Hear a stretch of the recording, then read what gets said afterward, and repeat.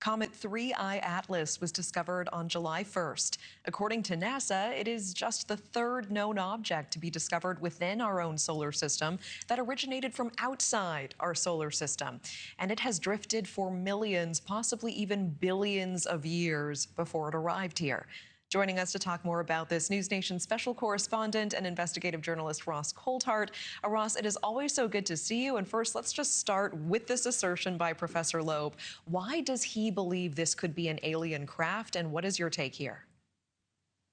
Good evening, Natasha. Well, look, I think the primary reason why Professor Loeb thinks that it might be something of a technological origin rather than something natural interstellar is because of its trajectory, that it does pass unusually behind the sun at its closest point behind when it's near the sun, and more importantly the speed. He attaches a lot of significance to the speed.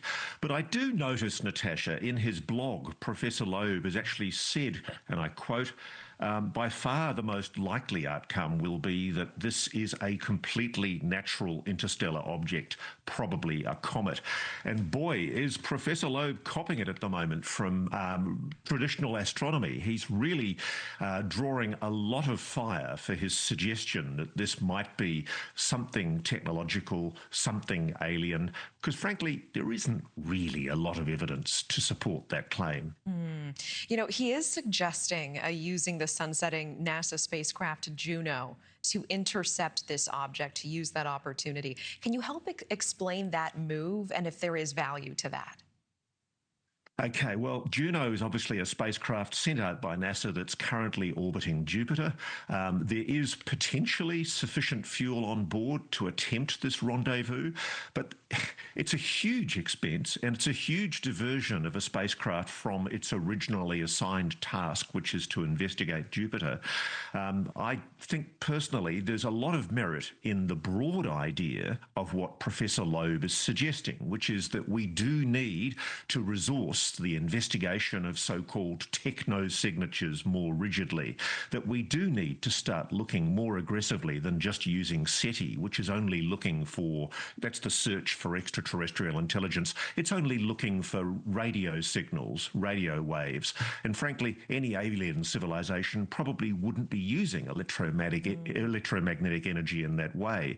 So there's a frustration among a lot of people in science, including Professor Loeb, that not enough resources is going to looking for other techno-signatures.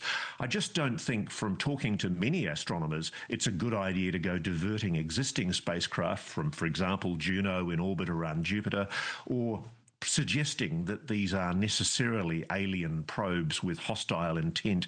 It's inflammatory, and frankly, there's not a lot of evidence for it on current evidence and data. Okay, so, you know, Professor Loeb saying that Congresswoman Luna called him about this potential Juno move, and now she is asking NASA about the feasibility of, rather than sending Juno careening into the surface of Jupiter and ending its life cycle, to instead be diverted and to help deal with this.